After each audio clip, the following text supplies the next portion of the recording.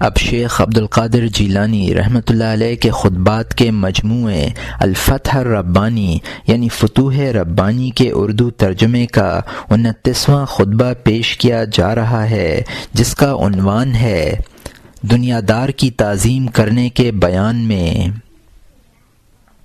29ویں مجلس 11 جمادی الاخری 545 ہجری کو مدرسہ قادریہ میں ارشاد فرمایا، حضور نبی کریم علیہ الصلاۃ والتسلیم سے مروی ہے کہ تحقیق جو کوئی غنی کی تعظیم کے لیے ہلا، اس مال کی خواہش میں جو اس کے قبضے میں ہے کھڑا ہوا تو اس کا 2/3 دین چلا گیا۔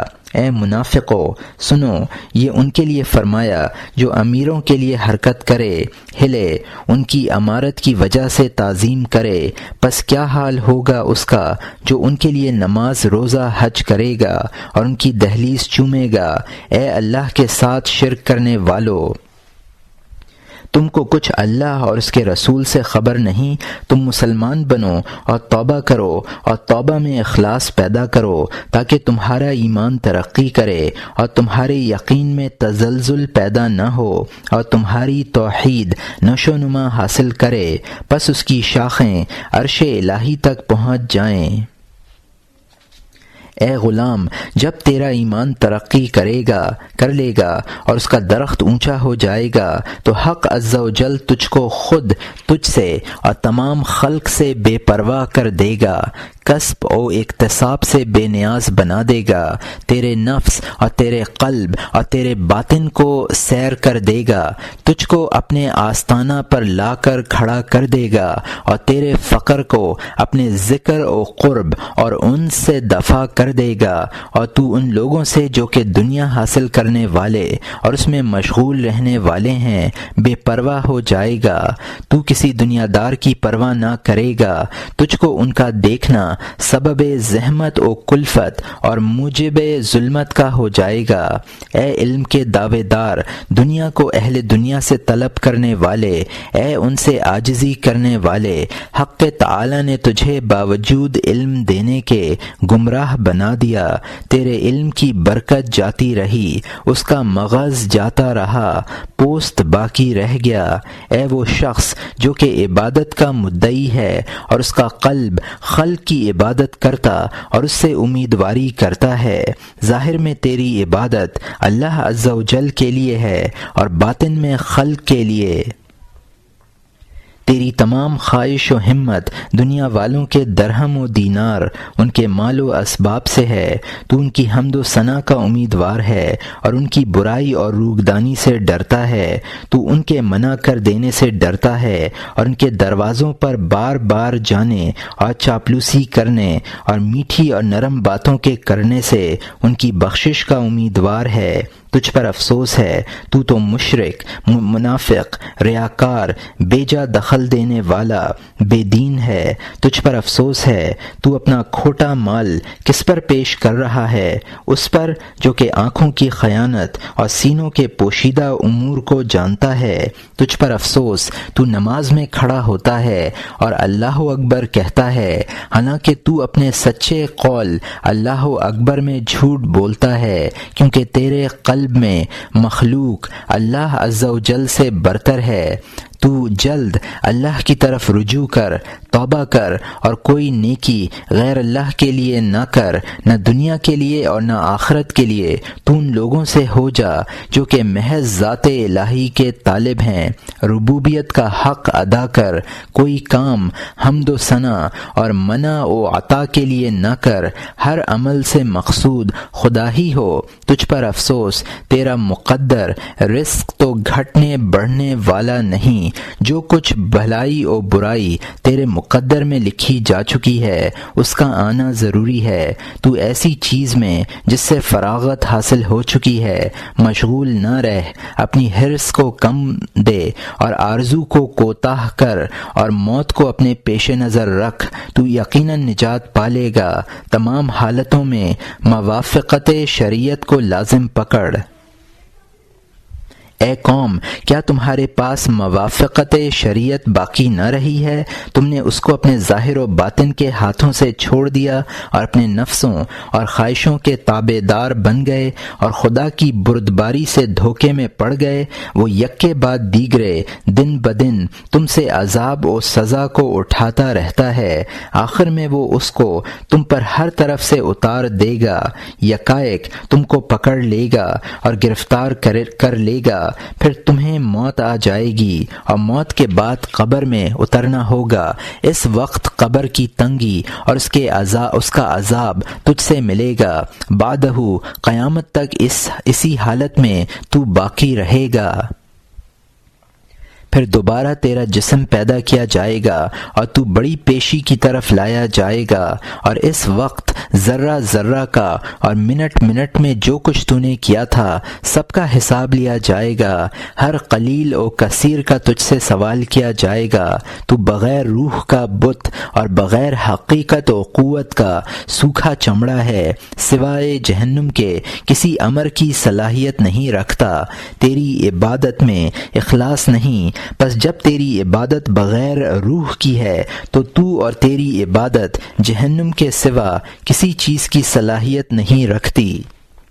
جب تو اپنے عملوں میں اخلاص نہیں کرتا تو تجھے اپنے آپ کو مشقت میں ڈالنے کی کیا حاجت ہے؟ تجھے ان میں سے کوئی شے فائدہ نہ دے گی۔ تو اس جماعت میں سے جن کے بارے میں ارشاد الہی ہے، عاملۃ ناصبۃ، عمل کرنے والی، مشقت و غم اٹھانے والی، وہ دنیا میں عمل کرنے والی ہے، قیامت کے دن دوزخ میں مشقت اٹھانے والی۔ ہاں، موت کے آنے سے پہلے تو توبہ و معذرت کر لے تو نجات پا سکتا ہے۔ تو موت کے آنے سے پہلے اسلام کی تجدید کر کے توبہ و اخلاص کے ساتھ اللہ عز و جل کی طرف رجوع کر لے۔ موت کے آنے کے وقت تیرے اوپر توبہ کا دروازہ بند کر دیا جائے گا۔ اس وقت تو توبہ کے دروازے میں داخل ہونے پر تو قادر نہ ہوگا۔ تو اپنے قلب کے قدموں سے چل کر اللہ تعالی کی طرف رجوع کر، تاکہ وہ تیرے اوپر اپنے فضل کا دروازہ بند نہ کر دے اور وہ تجھ کو تیرے نفس و طاقت و موت و مال کی طرف کہیں حوالہ نہ کر دے، اور پھر تجھے کسی حالت میں برکت نہ دے۔ تجھ پر افسوس، تو اللہ عز و جل سے نہیں شرماتا۔ تو نے اپنے دینار کو اپنا رب اور اپنے درہم کو اپنا مقصود اعظم بنا لیا ہے اور اللہ عز و جل کو کلیتاً بھلا دیا ہے۔ تجھے ان قریب اپنی خبر معلوم ہوگی، تو اپنا انجام دیکھے گا۔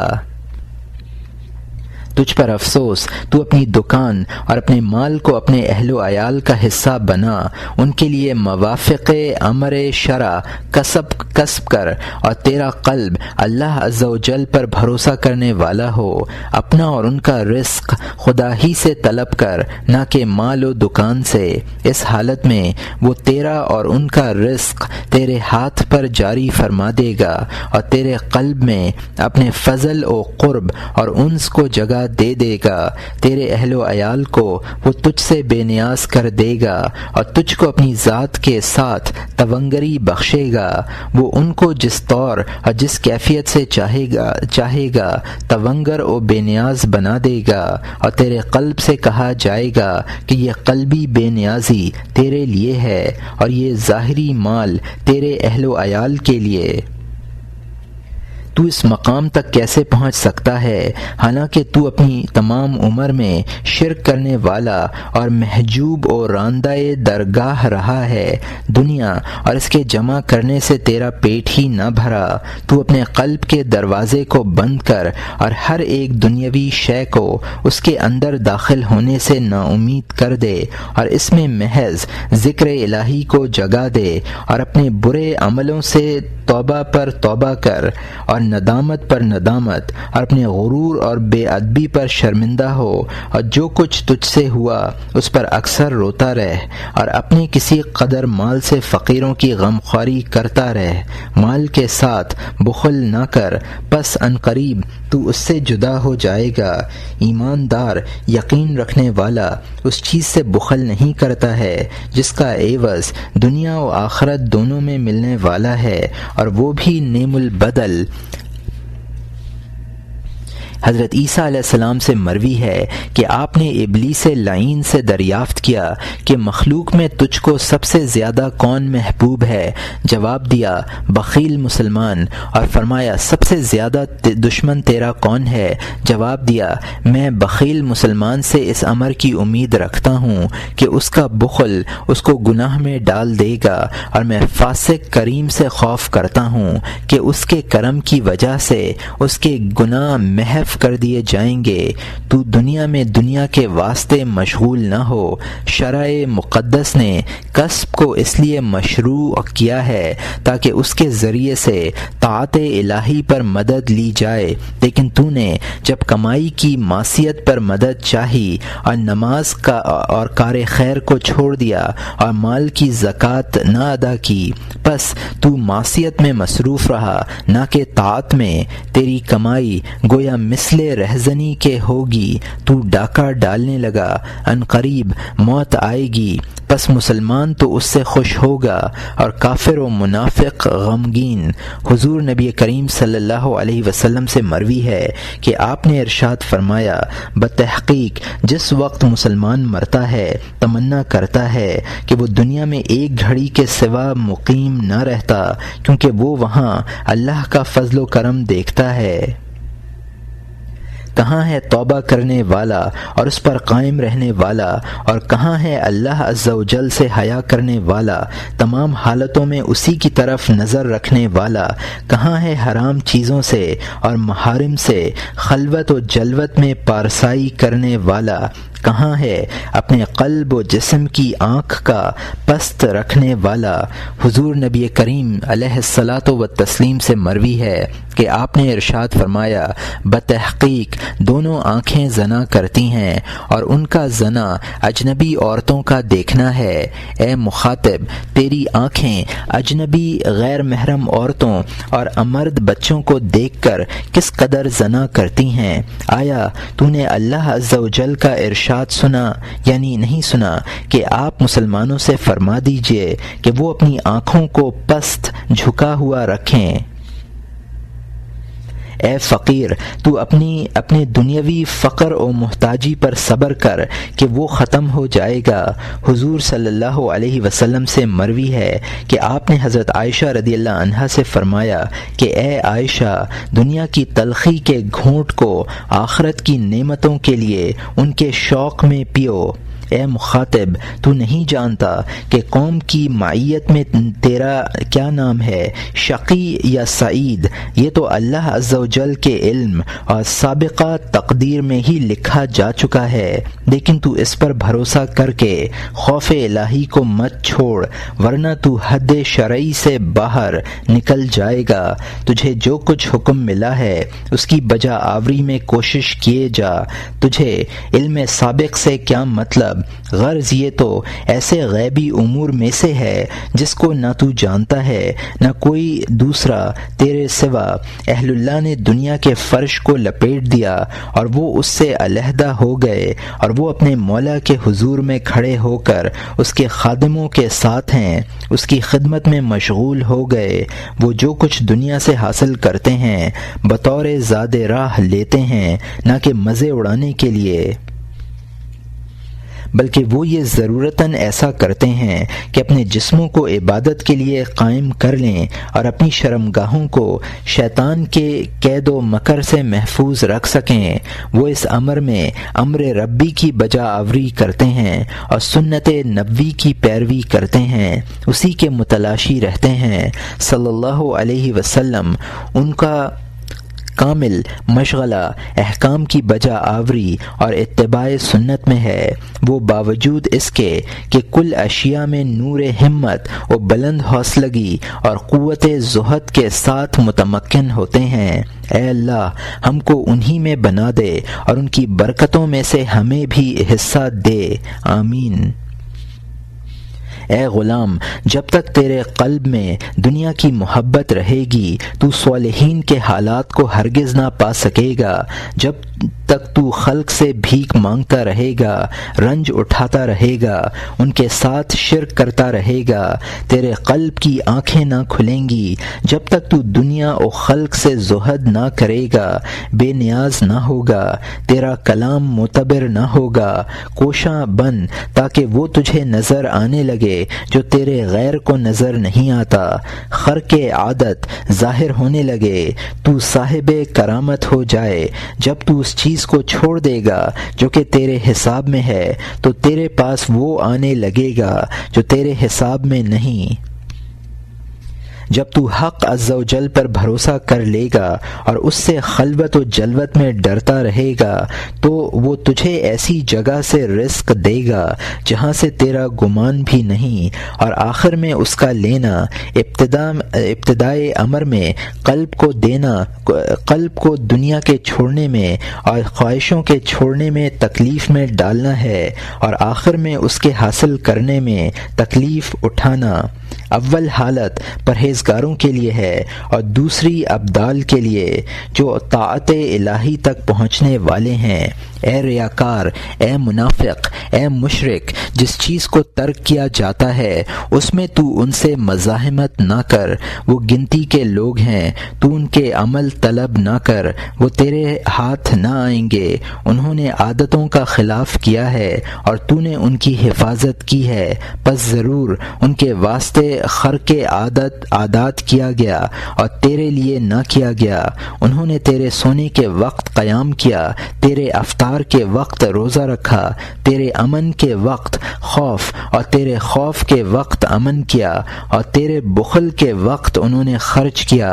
انہوں نے تمام عمل حق عز و جل کے لیے کیے اور تو نے اپنے عمل غیر اللہ کے لیے کیے۔ انہوں نے اللہ کا ارادہ کیا اور تو نے غیر اللہ کا۔ انہوں نے اپنا معاملہ اللہ کی طرف سپرد کر دیا اور تو اس سے لڑائی اور جواب دہی کرتا رہا۔ وہ راضی برضا رہے، پس بحکم الہی وہ غنی ہو گئے، اور انہوں نے اپنی زبانوں کو کاٹ ڈالا، خلق کی طرف گلہ شکایت نہ کی اور تو نے ایسا نہ کیا۔ انہوں نے زمانہ کی سختی و تلخی پر صبر کیا، پس وہ سختی و تلخی اس صبر و رضا کی وجہ سے ان کے حق میں شیریں بن گئی۔ تقدیر کی چھریاں ان کے گوشت کو قطع کرتی ہیں اور وہ اس سے لاپرواہ ہیں، اور وہ اس سے تکلیف نہیں پاتے، کیونکہ وہ تو صرف رنج دینے والے کو دیکھتے ہیں اور وہ اسی کے ساتھ مدہوش ہیں۔ ان سے مخلوق راحت میں ہے، ان کی طرف سے کسی کو رنج نہیں پہنچتا ہے۔ کہا گیا ہے کہ ابرار وہ ہیں جو ذرہ کو بھی تکلیف میں نہیں ڈالتے، اور زر کو بھی تکلیف میں نہیں ڈالتے، اور زر اس چھوٹی چونٹی کو کہتے ہیں جو دیکھنے میں بھی نہ آئے۔ ابرار اللہ عز و جل سے طاعت کے ساتھ اتصال کرتے ہیں اور خلق سے حسن معاشرت کے ساتھ اور اہل قرابت سے صلہ رحم کے ساتھ۔ وہ دنیا و آخرت میں نعمتوں میں ہیں، دنیا میں نعمت قرب حاصل ہے اور آخرت میں نعمت جنت، اور ان کے لیے دیدار الہی اور خدا سے نزدیک ہونا اور اس کے کلام کا سننا اور اس کے خلعت کا پہننا۔ ان سے تجھے کوئی مشابہت نہیں۔ تو اپنے گناہوں اور خدا کے ساتھ بے شرمی کرنے اور اپنے نخوت و غرور سے توبہ میں مشغول ہو، توبہ کر۔ تجھ پر افسوس ہے، حیا و شرم تو اللہ ہی سے ہوتی ہے نہ کہ خلق سے۔ اللہ تعالیٰ تو ہر شے سے پہلے ہے، پس تو مخلوق سے جو کہ حادث ہے شرماتا ہے، اور اللہ تعالیٰ پر جو کہ قدیم ہے بے شرمی کرتا ہے۔ تعجب و افسوس ہے، اللہ کریم ہے اور اس کا غیر لئیم بخیل، اللہ غنی ہے اور اس کا غیر محتاج و فقیر۔ اللہ کی عادت بخشش ہے اور غیر اللہ کی عادت بخل و منع کرنا۔ تو اپنی تمام حاجتیں اسی کی طرف لے جا، وہ تو غیروں سے بہتر ہے۔ تو اس کی کاریگری سے اس پر دلیل پکڑ، اس کی شرعی حدوں پر محافظت کر اور اس کے تقوی کو لازم پکڑ۔ جب تو تقوی پر مداومت کرے گا بے شک وہ تجھ کو اس تک پہنچا دے گا۔ پس تو مصنوعات سے منہ پھیر کر اسی طرف مشغول ہو جائے گا۔ تو اسی کی راہ ڈھونڈ اور اسی کو طلب کر اور دنیا و آخرت کو چھوڑ دے۔ جو کچھ ان دونوں سے تیرے لیے مقدر ہو چکا ہے وہ تجھے ملے گا اور ضائع نہ ہوگا۔ تیرے ماں سوا اللہ کو چھوڑ دینا تیرے قلب کو کدورتوں سے صاف کر دے گا۔ اگر تیرا قلب اس کی طرف رہنمائی نہ کرے پس تو مثل چوپایوں کے بے عقل ہے۔ تو دنیا سے اٹھ کھڑا ہو اور ان عقل مندوں کی طرف جا جن کی عقل نے ان کو اللہ عز و جل کی طرف رہبری کی ہے۔ پس ان سے عقل سیکھ اور اس سے اپنے نفس اور اپنے رب عز و جل کو پہچان۔ تجھ پر افسوس، تیری عمر ضائع ہو رہی ہے اور تجھے کچھ خبر بھی نہیں ہے۔ تیری آخرت سے یہ روگدانی اور دنیا کی طرف توجہ کب تک رہے گی؟ تجھ پر افسوس، تیرے رزق کو کوئی دوسرا نہ کھا لے گا۔ تیری جگہ جنت و دوزخ میں جہاں بھی ہے اس سے تیرے سوا کوئی دوسرا سکونت نہ کرے گا۔ غفلت تیری مالک بن گئی ہے اور خواہش نے تجھے قیدی بنا لیا ہے۔ تیرا سارا مقصد کھانے اور پینے اور نکاح کرنے اور سونے اور اپنے اغراض کے حاصل کرنے میں ہے۔ تیرا مقصد کافروں منافقوں کا سا مقصد ہے۔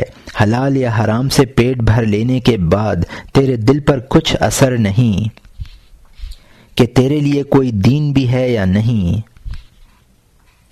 اے مسکین، اپنے نفس پر آنسو بہا یعنی رو۔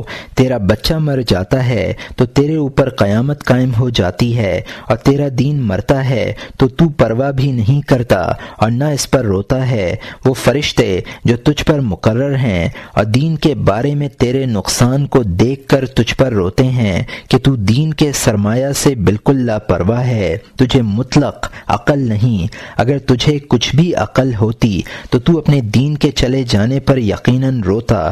تیرے پاس راس المال ہے اور تو اس سے تجارت نہیں کرتا۔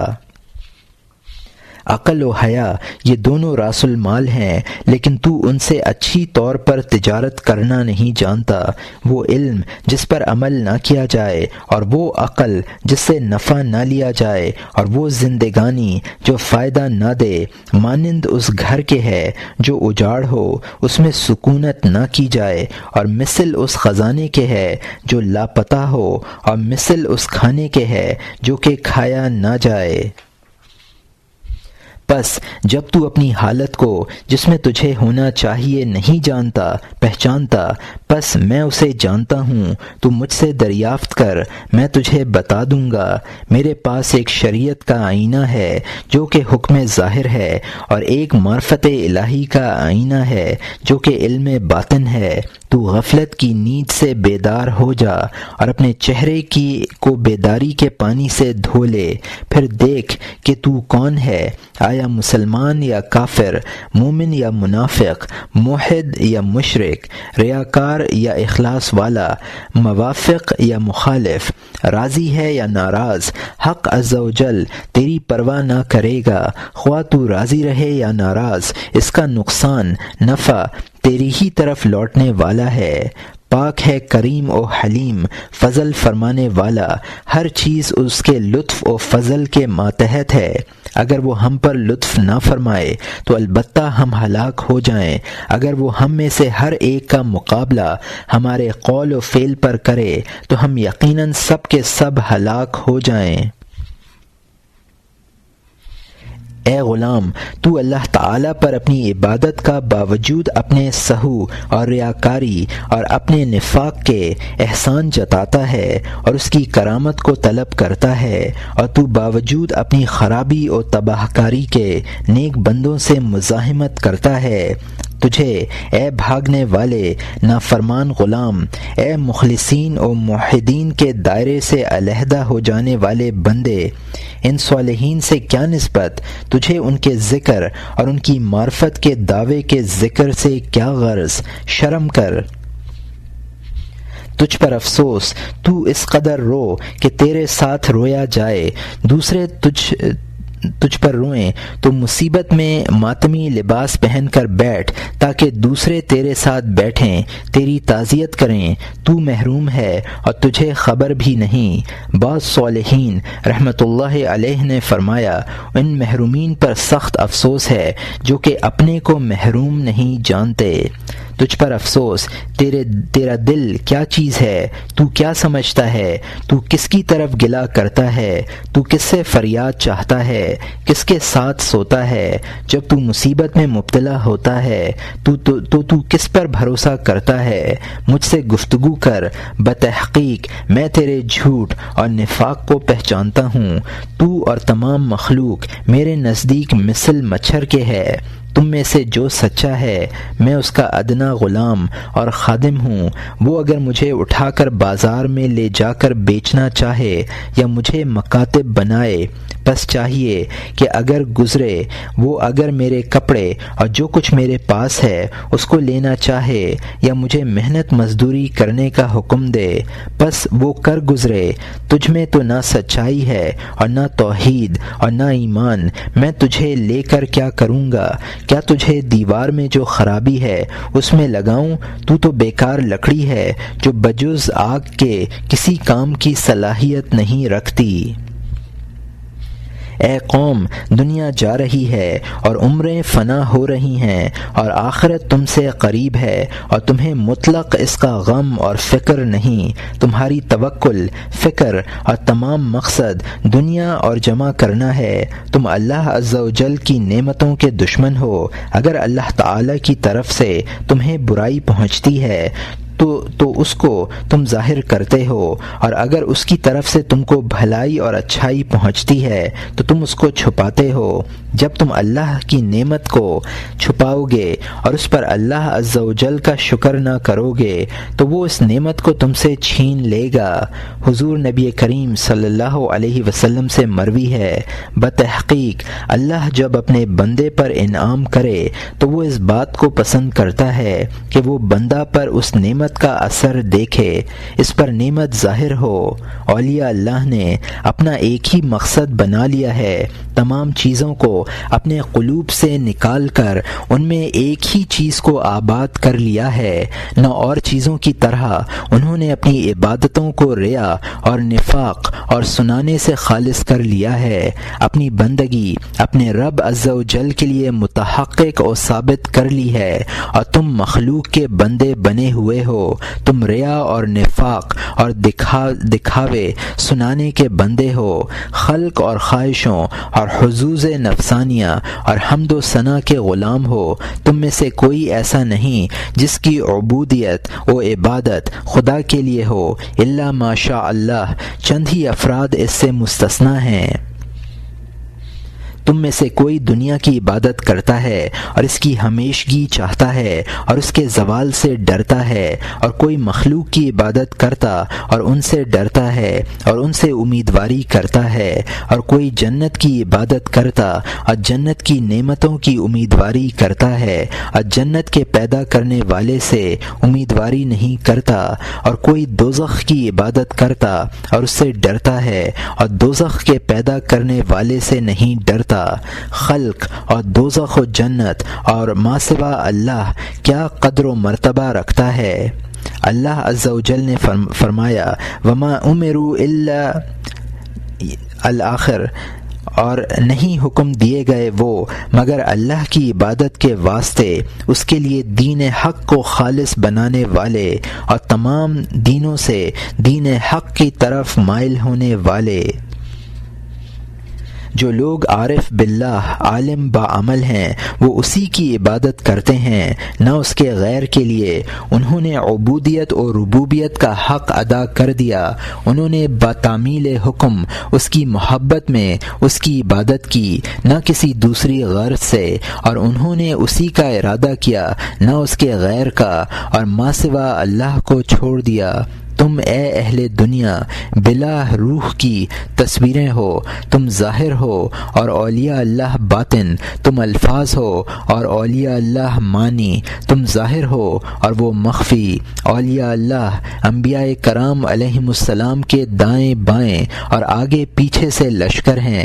انبیاء کرام علیہم السلام کا بچا ہوا کھانا پانی انہیں اولیاء اللہ کے لیے ہے، انہیں اولیاء اللہ کے لیے ہے، وہی اسے استعمال کرتے ہیں، ان کے علوم پر یہ عمل کرتے ہیں۔ پس انبیاء کرام کا ان کو وارث ہونا صحیح اور درست ہے۔ یہی اولیاء انبیاء کے سچے وارث ہیں۔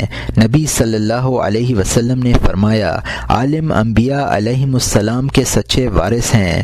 جب ان علماء نے علوم انبیاء علیہم السلام پر عمل کیا، یہ ان کے خلیفہ اور وارث اور قائم مقام جانشین بن گئے۔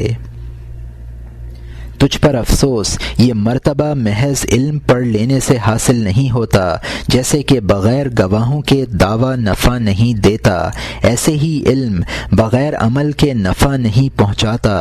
حضور نبی کریم علیہ الصلاۃ والتسلیم سے مروی ہے کہ آپ نے فرمایا، علم عمل کو پکارتا ہے، پس اگر عمل اس کو جواب دیتا ہے علم ٹھہر جاتا ہے، ورنہ علم چلا جاتا ہے، اس کی برکت جاتی رہتی ہے اور محض پڑھنا پڑھانا باقی رہ جاتا ہے، اس کا پوست باقی رہ جاتا ہے اور مغز علم چلا جاتا ہے۔ اے علم پر عمل نہ کرنے والے، عالم تم میں کا ایک عبارت و فصاحت و بلاغت کے ساتھ شعر عمدہ بناتا ہے، مگر عمل و اخلاص سے خالی ہوتا ہے۔ اگر تیرا قلب مہذب ہو جاتا تو یقیناً تیرے تمام اعضاء مہذب بن جاتے، کیونکہ قلب اعضاء کا بادشاہ ہے۔ بس جب بادشاہ مہذب بن جاتا ہے، رعیت بھی مہذب بن جاتی ہے۔ علم پوست ہے اور عمل مغز۔ پوست کی حفاظت مغز کے لیے کی جاتی ہے اور مغز کی حفاظت روغن نکالنے کے لیے۔ پس جب پوست میں مغز ہی نہ ہو بیکار ہے، اس کا کیا کیا جائے، اور جب مغز میں روغن ہی نہ ہو اس کا کیا کیا جائے۔ علم تو چلا گیا، کیونکہ جب عمل ہی چلا گیا پس وہ علم کو بھی لے گیا۔ ایسے علم کا یاد کرنا، پڑھنا پڑھانا جس پر عمل نہ کیا ہو کیا فائدہ دے گا۔ اے عالم، اگر تو دنیا و آخرت کی بھلائی چاہتا ہے بس تو اپنے علم پر عمل کر اور آدمیوں کو علم سکھا، اور اے امیر، اگر تو دنیا و آخرت کی بھلائی چاہتا ہے تو اپنے مال میں سے کچھ حصہ فقیروں کو دے اور ان کی غمخواری کر۔ حضور نبی صلی اللہ علیہ وسلم سے مروی ہے کہ آپ نے فرمایا، آدمی اللہ کے عیال ہیں اور اللہ کو زیادہ محبوب وہ ہے جو اس کے عیال کو زیادہ نفع پہنچانے والا ہو۔ پاک ذات ہے وہ جس نے بعض آدمیوں کو بعض آدمیوں کا حاجت مند بنا دیا۔ اس میں اللہ تعالیٰ کی بہت حکمتیں ہیں۔ اے غنی، تو مجھ سے بھاگتا ہے کہ کہیں کچھ دینا نہ پڑے، میں تجھ سے تیرے نفع کے لیے لیتا ہوں۔ ان قریب میری طرف اللہ عز و جل کی جانب سے دولت آئے گی اور وہ مجھ کو تم سے بے پرواہ بنا دے گی اور تم کو میرا حاجت مند بنائے گی۔ ابراہیم رحمۃ اللہ علیہ جب فقیروں کی بے صبری دیکھا کرتے تھے تو یوں دعا فرماتے تھے، اے اللہ، ہم کو دنیا میں وسعت دے دے اور اس میں ہمیں زہد عطا فرمانا، اور اس کو ہم میں سے تہ نہ کر اور ہم کو اس کی رغبت نہ دے، ورنہ ہم اس کی طلب میں ہلاک ہو جائیں گے۔ اے اللہ، ہم پر اپنے احکام قضا و قدر میں مہربانی فرما۔ آمین۔